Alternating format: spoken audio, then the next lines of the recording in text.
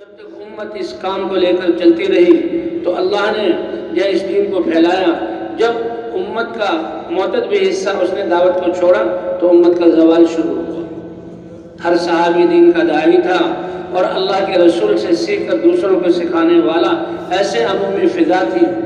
مدینے کا ماحول ایسا تھا کہ کوئی کافر بھی وہاں آتا ماحول کو دیکھتا، اگر وہ سلیم الطبع ہے، ضدی نہیں ہے، منافق نہیں ہے تو 3 دن سے زیادہ اپنے کفر پر باقی نہیں رہ سکتا تھا. اللہ اس ماحول کو یعنی مدینے میں مسجد میں راتوں کو چراغ نہیں جلتا تھا اور مہمانوں کا اکرام. صحابہ آتے تھے اپنے باغات سے کھجوروں کے خوشے لے آتے اور رسی پر لٹکا دیتے اور آنے والے مہمان اسی کو کھاتے تھے.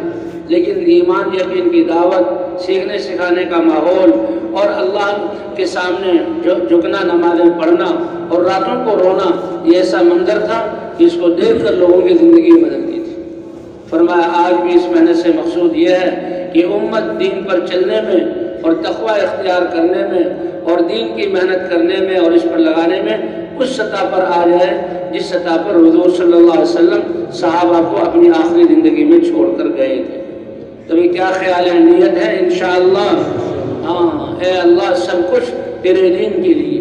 حضرت ابوبکر وہ ہیں کہ جنہیں سب کچھ لگایا، حضرت عمر وہ ہیں کہ جنہوں نے آدھا لگایا، اور آخری درجہ صحابہ کرام کا کہ تہائی حصہ تو اللہ کے دین کے لیے، اللہ کے دین کے لیے. مورخین نے صحابہ کے سفر جو ہوئے ہیں ان کو جمع کیا ہے اور اس سے جو خلاصہ نکالا ہے کہ ہر صحابی کے 4 مہینے تو سفروں میں، نقل و حرکت و خروج میں، اور باقی 8 مہینے مدینے میں رہتے ہوئے خود بھی دین پر چلتے ہوئے اور آنے والوں کو دین سکھانا. اور صحابہ کرام کے لیے سب سے بڑا مجاہدہ اور قربانی یہ تھی کہ حضور کے ہوتے ہوئے حضور کو چھوڑ کر نکل جائیں. بھئی آپ کیوں نہیں جا رہے کہ یہ میرے بچے ہیں؟ آپ کیوں نہیں جا رہے؟ گھر میں بیوی ہے. آپ کیوں نہیں جا رہے؟ یہ میرا گھر ہے. اور صحابہ حضور جیسی ہستی خود 25 سے 27 مرتبہ گئے ہیں اور باقی حضور صلی اللہ علیہ وسلم نے صحابہ کو روانہ کیا. اور کتنے صحابہ ایسے جو اللہ کے راستے میں گئے وہی شہادت کا جام نوش کر لیا اور واپس نہ آ سکے، لیکن جاتے ہوئے خوش خوش گئے کہ اللہ نے کیا ذمہ داری دی اور کس پیغام کے لیے. اے معاذ تم جاؤ اور ان کو دین سکھاؤ اور ان کو نماز سکھاؤ اور ان کے مالداروں سے زکوٰۃ لو اور فقراء کو دو. اے خالد تم جاؤ، یا اے ابن رواحہ تم جاؤ اور شہید ہو جاؤ گے. حضرت ابن رواحہ جمعہ کا دن تھا، وہ رک گئے کہ جماعت کو میں روانہ کر دوں اور خود مسجد نبوی میں ٹھہروں. سواری تیار ہے، تیاری مکمل ہے، جمعہ پڑھ کے جاؤں گا.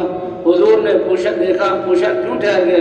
اے اللہ کے رسول جماعت تو روانہ ہو گئی ہے لیکن میں جمعے کے لیے کہ آخری جمعہ ہے زندگی کا آپ کے ساتھ تو اس لیے مؤخر ہو گیا، جمعہ پڑھ کے چلا جاؤں.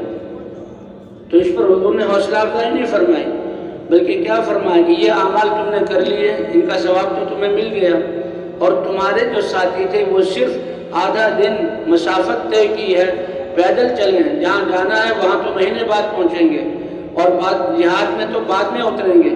فرمایا ان اعمال کے ساتھ ساتھ اگر روئے زمین کے خزانوں کے مالک بن کر ان کو خرچ کر دو اللہ کی راہ میں تب بھی اپنے ساتھیوں کے آدھے دن اللہ کے راستے میں پیدل چلنے کے ثواب کو پہنچ نہیں سکتے. تو صحابہ کے ساتھ مدینے کو چھوڑنا، حضرت محمد صلی اللہ علیہ وسلم کی جدائی کو برداشت کرنا، آپ کی مسجد نبوی کی آپ کی اختتام نمازوں کو چھوڑنا، اس کو برداشت کرنا، اور آپ پر علم اتر رہا ہے. کون سا وہ دن ہے کہ فرشتہ آیات اور احکام لے کر نہ آیا؟ صحابہ سوال کرتے تھے آسمانوں سے، یسألونک عن الاہلہ. ان لوگوں نے یہ سوال کیا ہے کہ سورج تو ایک طرح رہتا ہے اور اس کی ٹکیا وہ ایک جہت طرح ہے اور چاند گڑتا بڑھتا ہے، یہ کیوں ہوتا ہے؟ یہ سوال کر رہے ہیں. اللہ نے اس کا جواب اتارا. یسألونک عن الخمر والمیسر، یہ فلاں چیزوں کے بارے میں آپ سے پوچھتے ہیں، اللہ نے اس کا جواب اتارا. قد سمع اللہ قول التي تجادلك في زوجها وتشتكي الى الله والله يسمع تحاوركما ان الله سميع بصير. حضرت خولہ رضی اللہ تعالیٰ عنہ ایک صحابی ہیں، بڑی خوبصورت اور وہ ان کے شوہر اوس بن ثابت وہ ذرا بڑی عمر کے تھے. آپس میں میاں بیوی کی کھٹپٹ میں شوہر نے ایسے الفاظ کہہ دیے کہ جاہلیت میں اس کو طلاق شمار کیا جاتا تھا، گویا ہمیشہ کے لیے جدائی. لیکن یہ جاہلیت کا دور تھا، اسلام نے آ کر تو اصلاح کی. یہ خولہ رضی اللہ تعالیٰ حضور کی خدمت میں آئی اور اے اللہ کے رسول، اوس نے مجھے یہ الفاظ کہہ دیے ہیں جس سے لوگ طلاق سمجھتے ہیں اور پھر ہمیشہ کی طلاق. میرے تو چھوٹے چھوٹے بچے ہیں، اگر بچوں کو اپنے ساتھ ملاؤں تو ان کے کھانے پینے کا انتظام نہیں ہو سکتا، بھوکے مریں گے، اور اگر ان بچوں کو میں خاوند کے حوالے کروں تو ان کی تربیت فوت ہو جائے گی. ان کی اس بات سے پتہ لگتا ہے کہ مائیں ہیں جو بچوں کو گودوں میں تربیت کرنے والی، دائیں کروٹ میں سلانے والی، سب سے پہلے کلمہ سکھانے والی، سیکھنے کھانے کے آداب بتلانے والی، جی ہاں دعائیں سکھلانے والی، لا الہ الا اللہ بتلانے والی، یہ تربیت ماں کرتی ہے. بچہ سب سے پہلے ماں سے کہتا ہے بھوک اور روٹی، تو ماں یہ بتائے گی کہ کھانا کھلانے والے دینے والے بھی اللہ ہیں اور پیٹ کو بھرنے والے بھی اللہ ہیں.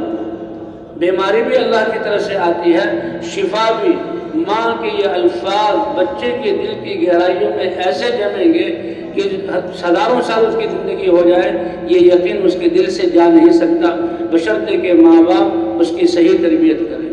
تو عورت کہہ رہی اے اللہ کے رسول خاوند کے حوالے کروں، وہ تو میدانوں میں جہادوں میں اللہ کے راستے میں بچے جو ان کی تربیت نہیں ہو سکے. اور اے اللہ اس کا پہلو آسمان کی طرف دیکھ رہی ہے اور یہاں اللہ سے بار بار کہہ رہی ہے اور حضور سے مباحثہ کر رہی ہے. حضرت عائشہ رضی اللہ تعالیٰ فرماتی ہے کہ وہ میرے ہی حجرے میں آئی تھی، میں دوسری طرف تھی اور وہ حضور صلی اللہ علیہ وسلم کی دوسری طرف کان میں بات کہہ رہی تھی. مجھے آواز یعنی بولنے کی آواز تو آ رہی تھی لیکن میں سمجھ نہیں سکتی تھی کیا کہہ رہے ہیں. لیکن قربان جائے اللہ کے سننے پر، عرش پر ہوتے ہوئے اس کی بات کو سنا اور اس کا جواب اللہ نے دنیا میں اتارا. قد سمع اللہ قول التی تجادلک فی زوجہا، اللہ نے بات سن لی اس عورت کی جو آپ سے اپنے اس مسئلے میں اور اپنے شوہر کے بارے میں جھگڑ رہی ہے. واللہ یسمع تحاورکما، تمہارے سوال اور جواب کو اللہ نے سن لیا. تو یہ وحی آ رہی ہے، یہ علم اس کو صحابہ نے قربان کیا اس دعوت والے کام کے لیے اور انسانیت تک یہ پیغام پہنچانے کے لیے. ہماری کون سی جگہ ہے جو مدینے سے بہتر ہو؟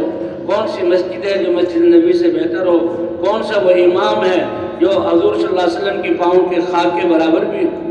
اور کون سا وہ علاقہ اور اسباب ہیں جو صحابہ کے اسباب سے زیادہ قیمتی ہیں؟ تو صحابہ اس نکلے، 150 سفر صحابہ کے کروائے اور یہ سب سے بڑا مجاہدہ تھا. اسی وجہ سے اللہ نے اس دین کو پوری دنیا میں پہنچایا. آج وہی آواز ہم سے ہمارے سامنے لگائی جا رہی ہے، نکلو اللہ کے راستے میں. انفروا خفافا وثقالا، کہ ہلکے ہو یا بوجھل نکلو اللہ کے راستے میں اللہ کا پیغام لے کر. کیونکہ اس دعوت والے کام میں سب سے پہلے تو اپنی اصلاح ہے، اپنے یقین کو بنانا ہے، اس ایمان کے سرمایہ کو حاصل کرنا ہے اور اس ایمان کے ذریعے ان مبارک اعمال پر آنا ہے اور ان مبارک اعمال پر آ کر دعوت والے کام پر جمنا ہے. جو کچھ سنا اللہ پاک اس پر عمل کرنے والا اور ساری کی ساری انسانیت تک پہنچانے والا بنائے. دین کی بات پھیلانا صدقہ جاریہ ہے.